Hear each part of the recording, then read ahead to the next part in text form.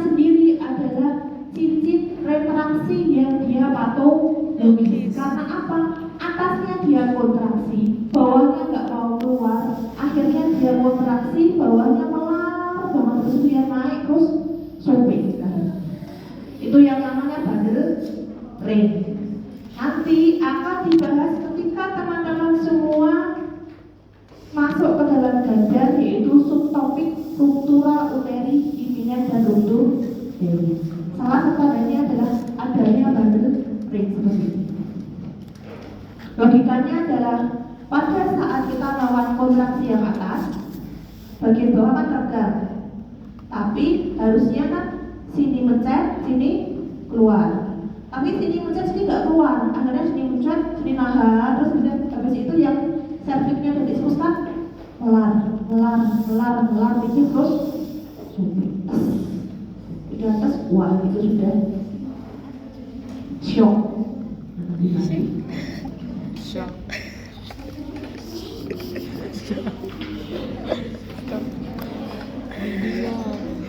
Oke.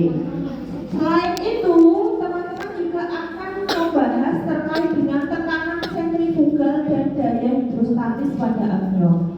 Kenapa bayi itu bisa keluar? Selain adanya kontraksi, juga adanya tekanan hidrostatis, di mana ketika uterus itu kontraksi, maka amnion itu akan mengeluarkan daya sentrifugal, dia akan keluar.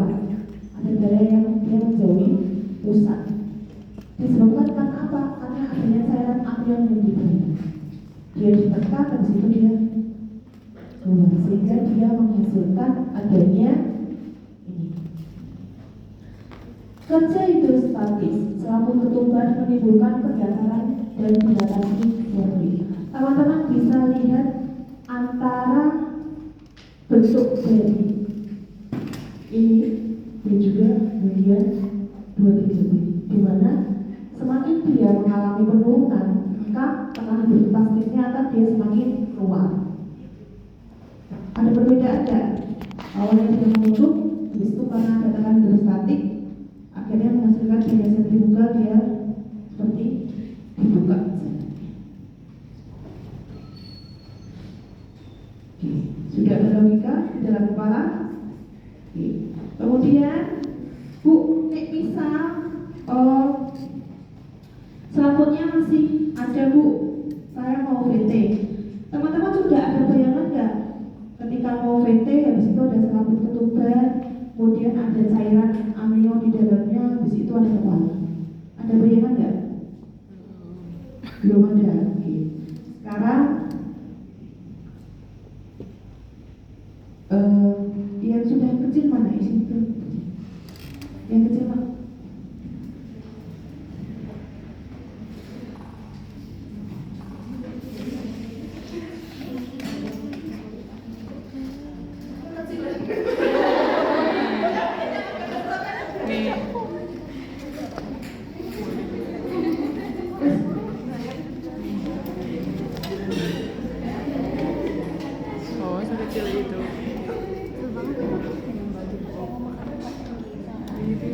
Ilustrasi teman-teman untuk mau VT ketika dia selaput ketumbarnya masih utuh adalah kita meraba seperti adanya selaput di depan sini.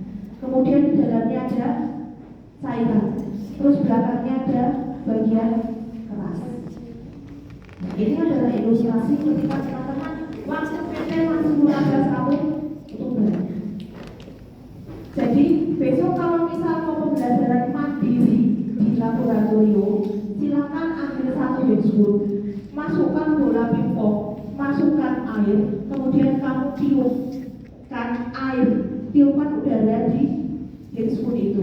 Nanti akan terasa pada waktu VT itu adalah bagian dia seperti elastik, habis itu ada air, kemudian habis itu ada bagian keras. Ada logika enggak?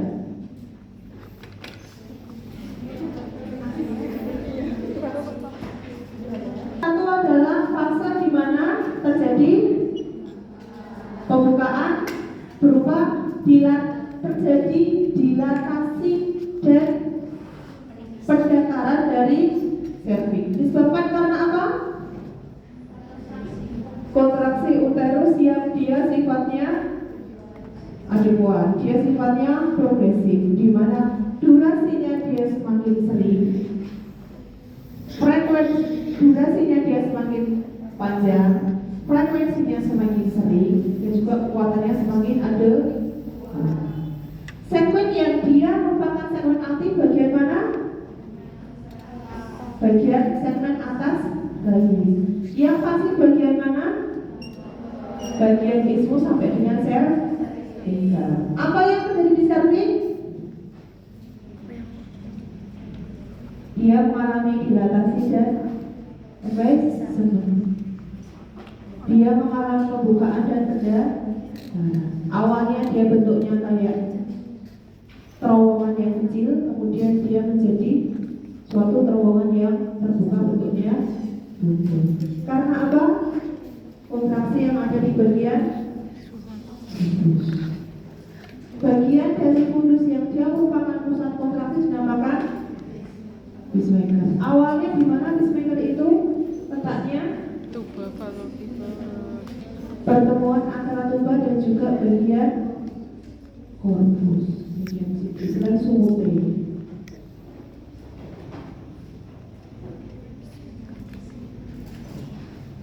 Oke, sudah ya.